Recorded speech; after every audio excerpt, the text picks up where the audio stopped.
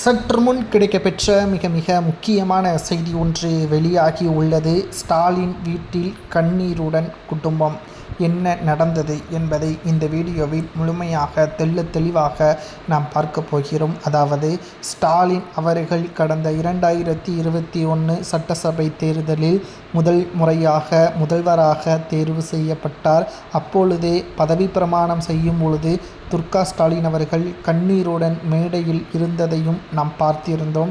ஆனந்த கண்ணீர் என்பதையும் அவர் வெளியிட்டார்.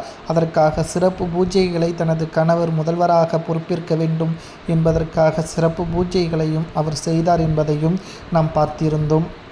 தற்பொழுது மீண்டும் 2026 சட்டசபை தேர்தல் நடைபெற உள்ளது. அதற்காக கண்ணீருடன் ஸ்டாலின் வீட்டில் துர்கா ஸ்டாலின் அவர்கள் சிறப்பு பூஜைகளை செய்ய திட்டமிட்டுள்ளார். துர்கா ஸ்டாலின் அவர்கள் அதாவது தனது கணவர் 2வது முறை முதல்வராக பொறுப்பேற்க வேண்டும் என்பதுதான் அவரது ஆசை. தமிழக மக்களுக்கு நன்மை செய்ய வேண்டும், தமிழக மக்களுக்கு சொன்ன திட்டங்களை செயல்படுத்த வேண்டும். என்றைக்காவது துர்கா ஸ்டாலின் கேட்டிருப்பாரா?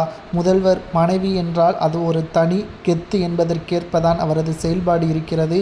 அது ஒன்றும் தவறு கிடையாது. ஆனால் மக்களுக்கு சொன்ன வாக்குறுதியை எதற்காக செய்யவில்லை என்ற ஒரே ஒரு மனிதாபிமான கேள்வியே துர்கா ஸ்டாலின் கேட்டிருந்தாலே நிச்சயமாக ஸ்டாலின் அவர்கள் அதனை முன்வைத்தாவது சில திட்டங்களை அமல்படுத்தியிருப்பார். ஆனால் தமிழக மக்களுக்கு ஒருபோதும் நல்லது செய்யாமல் கண்ணீருடன் இறைவனிடம் வேண்டி எனது கணவர் 2வது முறை முதல்வராக பொறுப்பேற்க வேண்டும் என்று நினைப்பது சரியா தவறா என்பதை உங்களது கருத்துக்களை கமெண்ட் வாயிலாக கூறுங்கள். அது மட்டுமல்ல, அனைத்திந்திய அண்ணா திராவிட முன்னேற்றக் கழகத்துடன் பாஜக கூட்டணி வைத்துவிட்டது. மேலும் புதிதாக தமிழக வெற்றிக் கழகமும் கட்சியை ஆரம்பித்து வருகின்ற சட்டசபை தேர்தலை எதிர்கொள்வதற்கு தயாராகிவிட்டது.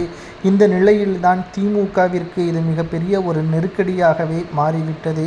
ஏனென்றால் 3.5% வித்தியாசத்தில்தான் 2021 சட்டசபை தேர்தலில் திமுக வெற்றியடைந்ததும் குறிப்பிடத்தக்கது. ஆனால் இப்பொழுது ஸ்டாலின் அவர்கள் தலைமையிலான ஆட்சி அதிகாரங்கள் மக்களுக்கு பயனளிக்கவில்லை, எதிர்ப்புகள் அதிகமாகிவிட்டது என்ற காரணத்தினால் அந்த 3.5% தற்பொழுது தமிழக வெற்றிக் கழகத்திற்கோ அல்லது அதிமுகவிற்கோ சென்றுவிட்டால் மிகப்பெரிய ஒரு தோல்வியே திமுக ஏற்படுத்தும். இதை எப்படியாவது மாற்ற வேண்டும் என்பதற்காகத்தான் ஸ்டாலின் வீட்டில் கண்ணீருடன் துர்கா ஸ்டாலின் அவர்கள் பிரார்த்தனை செய்ய திட்டமிட்டுள்ளார். கோவில்களில் சிறப்பு பூஜைகளை செய்வதற்கு ஏற்பாடுகளையும் செய்துள்ளார். துர்கா ஸ்டாலின் செயல்பாடு சரியா தவறா என்பதை மறக்காம கமெண்ட் வாயிலாக கூறுங்கள்.